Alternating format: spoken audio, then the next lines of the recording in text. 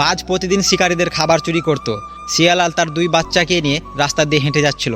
রাস্তায় বাজের সাথে দেখা এবং বাজকে শিয়াল বলে, ভাই আমি তো প্রতিদিন খাবারের খোঁজে বাইরে যাই, তুমি যদি আমার 2 বাচ্চার দেখভাল করো তাহলে এর বদলে আমি তোমাকে খাবার এনে দেবো। বাজ রাজি হয়ে গেল এবং শিয়াল নিশ্চিন্তভাবে থাকতে লাগলো। কিছুদিন যাওয়ার পর শিয়াল যখন খাবারের খোঁজে বাইরে যায়, বাজ তখন তার একটা বাচ্চাকে নিয়ে সে চলে যায়। শিয়াল ফিরে এসে দেখে তার একটা বাচ্চা নাই। বাজকে জিজ্ঞাসা করে, আমার বাচ্চা কোথায়? বাজ তখন বলে, দুজনেই তো একসাথে খেলছিল, এদিক ওদিকে কোথাও গেছে মনে হয়, ফিরে চলে আসবে। শিয়াল তখন কিছুই বুঝতে পারল না, সে চুপচাপ থাকলো। তার পরের দিন সে আবার খাবারের খোঁজে গেল। বাজ আবার সুযোগ বুঝে শিয়ালের 2 নম্বর বাচ্চাটাকে নিয়ে আবার সে চলে গেল তার নিজের বাচ্চাদের খাবার বানানোর জন্য। শিয়াল ফিরে এসে দেখে তার 2 নম্বর বাচ্চাটাও নেই। শিয়াল ততক্ষণে সব কিছু বুঝে ফেলেছিল। সে কাঁদো কাঁদো হয়ে একটাই জিনিস চাইলো আল্লাহর কাছে, বলল, আল্লাহ এর বিচার তুমি করিও। বাজ তখন আর কিছুদিন খাবার পাচ্ছিল না।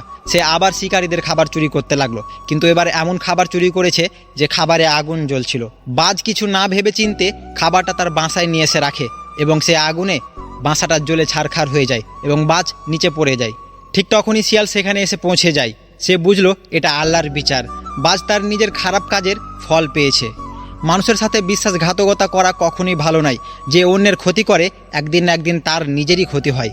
তাই আমাদের সব সময় সৎভাবে থাকা উচিত, অন্যের ভরসা ভাঙা উচিত নয়, কারণ অন্যায়ের শাস্তি একদিন না একদিন ঠিকই ফিরে আসে।